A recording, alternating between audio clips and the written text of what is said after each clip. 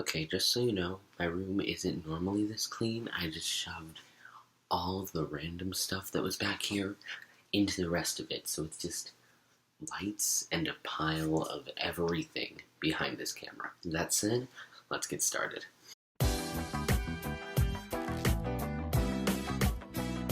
Yeah!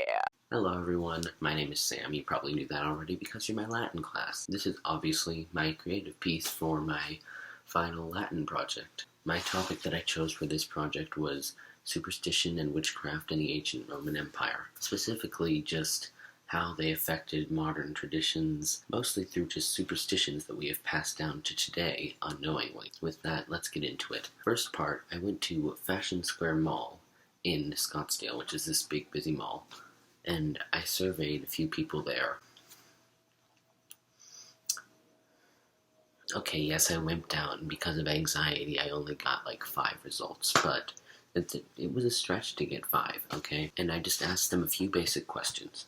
And here are those questions. Question 1 was, do you believe in the supernatural, witchcraft, or magic? Question 2 was, do you think you are a superstitious person? Question 3, do you say, bless you, when people sneeze? Question 4, do you believe the number 13 to be unlucky? Question 5, do you ever say, knock on wood, while planning something? These next 3 questions are true or false questions, basically just testing people's knowledge on origins of curses, mythological cheating, or just fun facts about really superstitious emperors. Question 6 was, true or false, cursed tablets were ancient Roman writings containing Latin swear words. The answer is false, actually. I'll get to that in a minute. Number 7, true or false, people would try to put magical objects in ancient Roman stables to try to make chariot races go in their favor. The answer to that is true, and we'll get to that in a minute. And finally, question 8.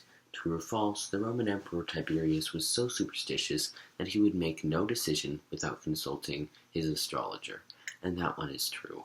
But you know what I'm going to say? We're going to get to that in a minute. So now that we know the questions, let's get rid of those forever and look at the results.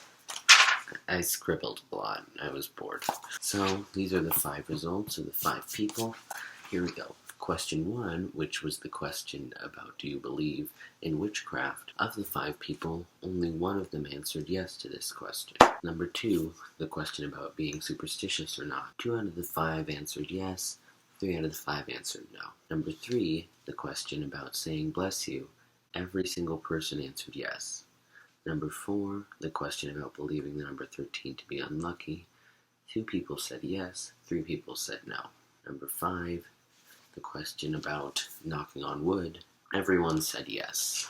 Number 6, the question about Roman curse tablets. 2 people got it right with false, and 3 people got it wrong with true. Number 7, the one about stable racing. Everyone got it right with true. And number 8, the one about Emperor Tiberius. Everyone got it right with true as well. Now, let's get into these things. This is my getting into things hand gesture. I don't know. Okay. I'm back and I have a notepad. Okay, let's do this. First of all, the question about bless yous. Did you know that saying God bless you when someone sneezed originated in Christian Rome when people believed that by sneezing your orifices were opening so wide that demons could get in? By saying God bless you, the person was making it so that the demons either had to escape or couldn't get in at all, and thus saving you from, demons going up your nose. The one about the unlucky number 13 also originates back to Christianity in Rome. So many superstitions are related to Christianity in Rome, aren't they? Anyways, this is because there were 13 people at the Last Supper, there were believed to be, and the first one to get up would die. The first one to get up was Judas at the Last Supper, and he ended up dying that night as well because he committed suicide. So that's fun. But it was believed that having 13 people at a gathering would be extremely unlucky, as the first one to leave would die. And in fact, in many witch hunts, people would accuse others of having 13-person gatherings, which is what they sound like, having 13 people at a gathering, meaning that they were witches, obviously. Logic. As for the knock on wood one, this one isn't like strictly Roman, but it comes from that time, and the Romans did it too. This one originated because there would be sacred trees, usually oak trees or things like that, that if people wanted to banish the evil eye or demons that were trying to give bad luck and misfortune to their plans, to their good days, they would knock on or just touch these trees, and they believed it would give them good luck. Curse tablets were not a form of Latin swearing, hate to say it. What they were little pieces of clay people would write out things on that were basically prayers to the gods of the underworld to bring misfortune upon others. So an example would be, and I'm just coming up with random first names and last names here, "Oh, spirit of the underworld, I give you Donald Trump. I call upon you to bring misfortune to his life and curse his arms, his limbs, his hair, his nose, his brain, his mouth, his ears, his..." And in fact, these tablets would often list every single body part that the person wanted cursed. And then, once they were done writing the tablets, they would throw them in wells or caves or bury them underground, believing that would bring them to the underworld. Chariot racing cheats. As you know from before, people would often put magical objects in the stables of chariot horses so as to sway the outcome of the race in their favor. These objects ranged from small little packets of, by the time archaeologists found them, long degraded dust, which was most likely believed to have unlucky properties, or even curse tablets, which we talked about just a minute ago if you want to go look at that quickly again. I don't know why you would. Ow. Oh. I hurt my elbow doing that. But these would often be gamblers, trainers, or just really, really obsessed fans of other horses. And lastly, the astrologer of Tiberius. Tiberius was a very superstitious man, and he never made any decisions at all without consulting his astrologer. In fact, it was so bad, his need for this astrologer, that people actually believed, even though Tiberius was the emperor, that this astrologer was truly running the country because he was making all the important decisions. Tiberius would be like, "Mr. Astrologer, sir," because Tiberius has a Scottish accent. We're going to roll with that. "Mr. Astrologer, sir, or do you know if I should go ahead with this one project?" That was a very awful accent. I'm sorry. I'm going to stop now. "Oh, no, you shouldn't do that." "Because it wouldn't benefit me." "I mean, because your star sign reads misfortune if you do that." "Oh, what should I do?" "The stars are saying give me a raise." Okay, not 100% historically accurate, but you get the gist. This astrologer guy had more power than Tiberius, pretty much. And that concludes the results of the questions, but there's more to come, so stay put. Wait, something's missing.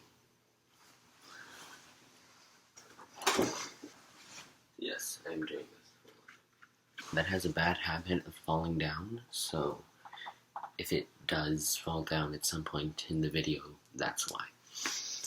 A few moments later. It's falling. It's going to fall. What did I tell you?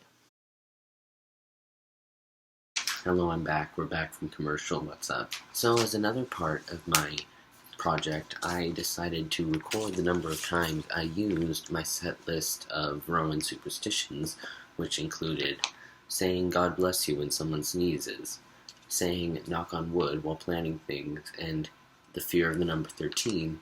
I tallied them up over the course of 3 days, and here's what I got. For day 1, I said "bless you" twice, "knock on wood" 0 times, and I had any kind of relation to the fear of 13 0 times. For day 2, I said "bless you" 4 times, I said "knock on wood" once, and the fear of 13 0 times. It's important to note this was the day of my brother's birthday party, so that's why there were considerably more "bless yous," and why there was a barking dog right now, and why there was a knock on wood in there because we were hoping that the party would go well, and it did. And day 3, there were 3 bless you, 0 knock on wood, and 0 fear of 13s, which tallies up to 9 bless yous total, 1 knock on wood total, and 0. 9 bless yous total, 1 knock on wood total, and 0 fear of 13s total. So this can give a fair estimate of how much I use these in my life, because normally I just don't talk about how the number 13 is unlucky. It doesn't really come up in conversation. So that one's kind of the bottom of the 3 of the U's.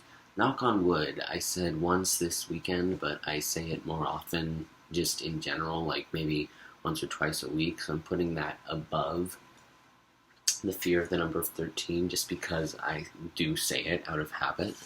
And bless you, I would put somewhere up there that the camera doesn't reach, because nearly everyone I know says bless you. I say bless you. It's a superstition that's lasted and lasted, and now it's considered common courtesy. If you don't say bless you when someone sneezes, you're gonna go to heck.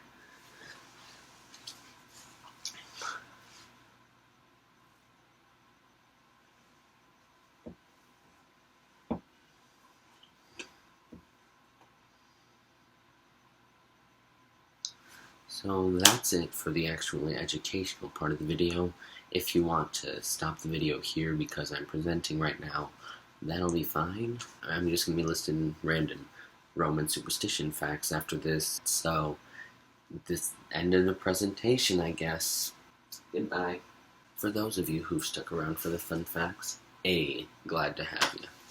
Okay, did you know there was a man, I forget his name, because names are not important ever, right? He's a dead guy. Okay, there was a man in ancient Rome, and he believed that he had the cure for eye inflammation by writing the Greek letters alpha and rho, or A, P, on a piece of paper, and then tying it around his neck with a piece of linen. And he claimed that got rid of his eye inflammation. Another man also wanted to get rid of eye inflammation. Was there a lot of eye inflammation in Rome? Did they just have allergies? He decided that to cure eye inflammation, he would tie a live fly in a little linen pouch around his neck. And both men claimed that their eye inflammation went away. So if you're ever having really bad allergies, tie a fly with the letters P-A in Greek on them. I don't know. The Romans did weird things.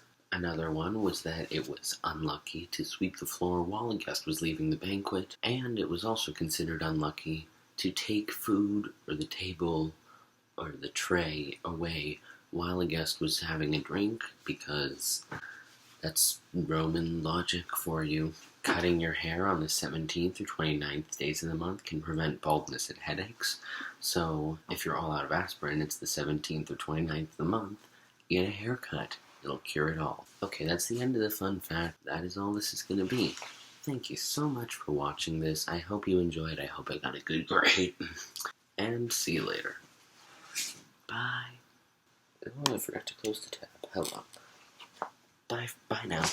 Oh, pop my head. Oh, come on. I keep missing the stop button. Okay, there we go.